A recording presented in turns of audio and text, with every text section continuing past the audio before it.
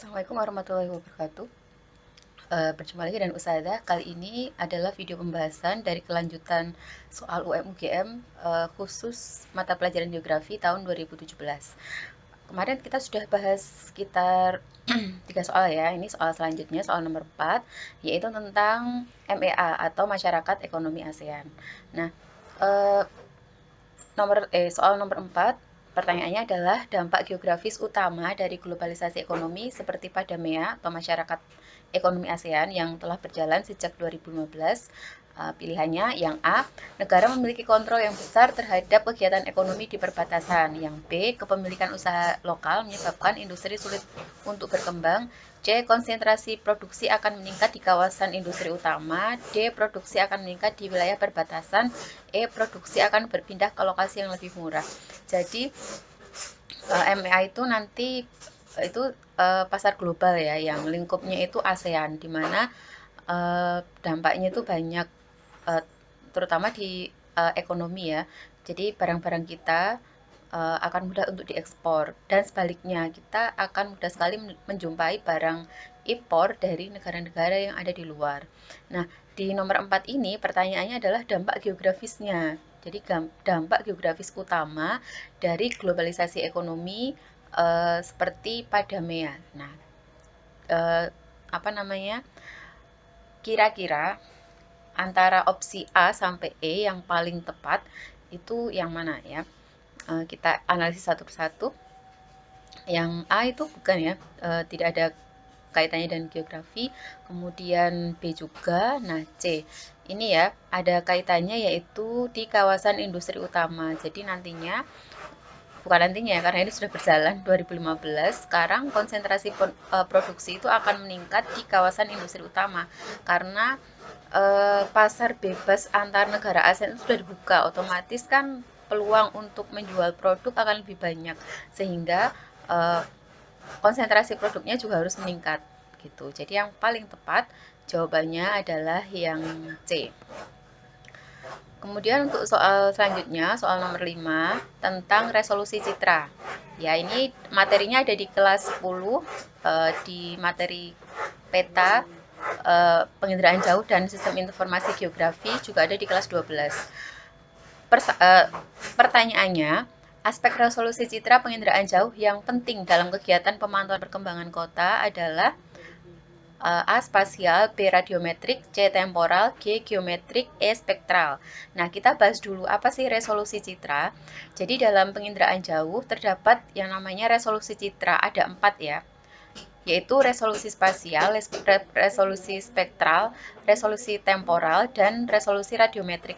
Berarti yang tidak tepat di jawaban A, B, C, D, E itu yang mana dulu? Ini yang bisa dicoret adalah yang geometrik ya, resolusi geometrik itu tidak ada. Berarti sudah pasti jawabannya bukan yang D. Nah, kita bahas satu persatu. Dari resolusi spasial.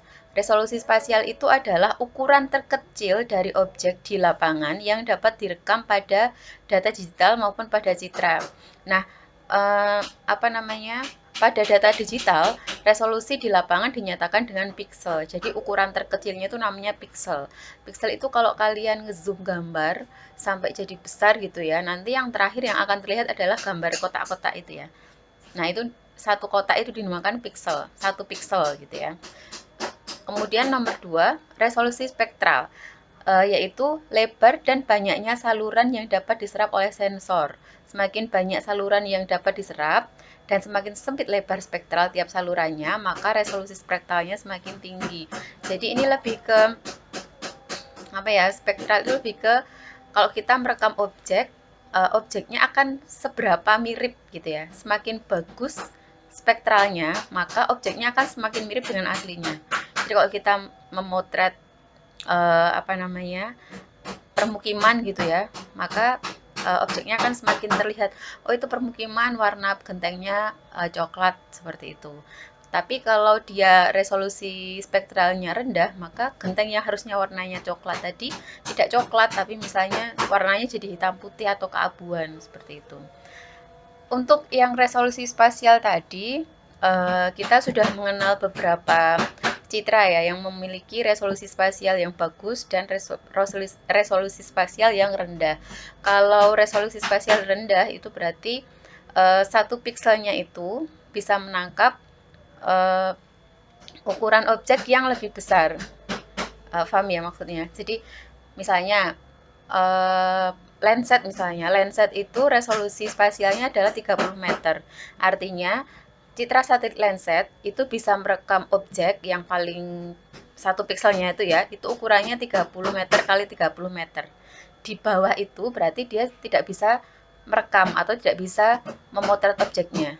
Gitu ya. Jadi kalau misalnya kalian merekam rumah misalnya objek rumah, satu rumah pakai Landsat ya nggak bisa karena rumah kan ukurannya tidak 30 kali 30 ya, paling rumah paling besar berapa sih gitu, nggak nyampe 30 meter kali 30 meter begitu. Kemudian yang ketiga adalah resolusi temporal. Resolusi temporal itu adalah kemampuan sensor untuk merekam ulang objek yang sama. Semakin cepat suatu sensor merekam ulang objek yang sama, maka semakin baik resolusi temporalnya.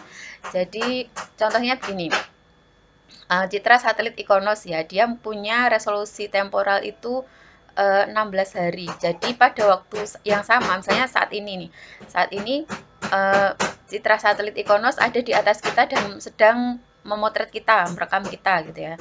Nanti 16 hari kemudian dia akan kembali ke tempat yang sama dan memotret objek yang sama. Itu namanya resolusi temporal. Nah, resolusi temporal ini nantinya akan sangat berguna untuk mengetahui perubahan yang ada di daerah itu. Gitu ya. Misalnya hari ini misalnya ada rumahnya 2 misalnya, 16 hari kemudian oh ternyata rumahnya ada 3. Nah, itu perubahan ya, perubahan yang direkam oleh citra satelit yang dari sisi resolusi spasialnya bagus, jadi mengetahui perubahan gitu. Yang keempat adalah resolusi radiometrik, yaitu kemampuan sensor dalam merekam atau mengindra perbedaan terkecil suatu objek dengan objek yang lain.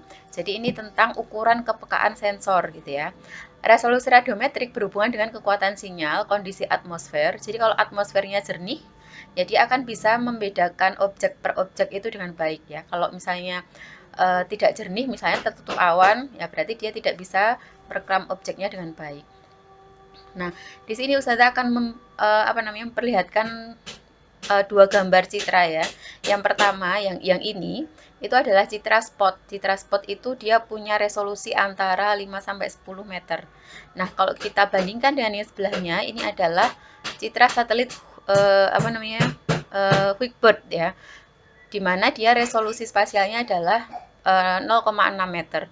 Nah, bisa kita lihat di sini ya, kedetilan dari citra Hubbard karena dia resolusi spasialnya lebih bagus ya daripada yang citra satelit spot.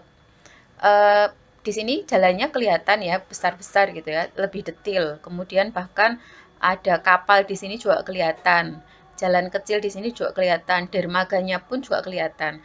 Sementara kalau kita lihat di sebelah sini, ini tidak kelihatan kapalnya, ada kapal ya di sini yang putih-putih ini hanya terlihat titik. Tapi kalau yang kapal yang ada di sini, dia terlihat nggak cuma titik gitu ya, ada ukuran, ada dimensinya gitu. Nah, ini salah satu perbedaan dari resolusi spasial. Ini yang resolusi spasialnya bagus, ini yang rendah begitu. Terus kemudian Ustazah perlihatkan satu video ya. Ini tentang resolusi temporal. Nah, ini adalah